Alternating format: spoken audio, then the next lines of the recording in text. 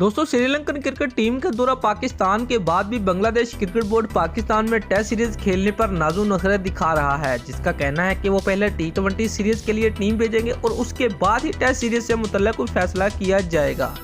दोस्तों, Pakistan cricket team के मायाना साबिक कप्तान और मौजूदा वज़ीर आज़म इमरान खान ने इस हवाले से तबसरा करते हुए बांग्लादेश को आईना दिखा दिया है, जिनका कहना है कि बांग्लादेश को हर सूरत पाकिस्तान आना चाहिए।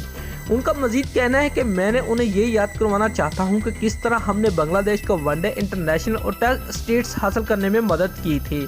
पाकिस्तान ने इंटरनेशनल क्रिकेट की जानब सफर में बांग्लादेश की बहुत मदद की और उन्हें यह भूलना नहीं चाहिए।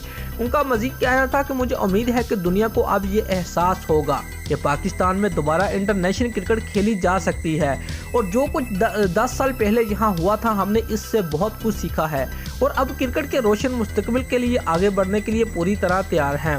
याद रहे कि बांग्लादेश क्रिकेट बोर्ड ने ऐलान किया है कि वो टी20 टीम पाकिस्तान भेजने के लिए तैयार हैं। ताहम टेस्ट सीरीज न्यूट्रल वेन्यू पर खेली जाएगी क्योंकि स्टेक होल्डर ये नहीं चाहते हैं। साबिक कप्तान राशिद लतीफ़ का कहना है कि बांग्लादेश के दौरा पाकिस्तान से इनकार के पीछे भारत का हाथ हो सकता है।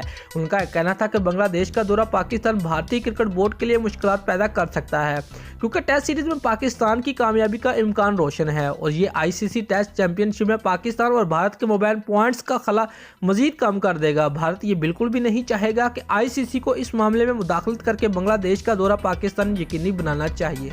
दोस्तों, अगर आपको हमारी ये वीडियो पसंद आई है तो लाइक और कमेंट ज़रूर करें। शुक्रिया।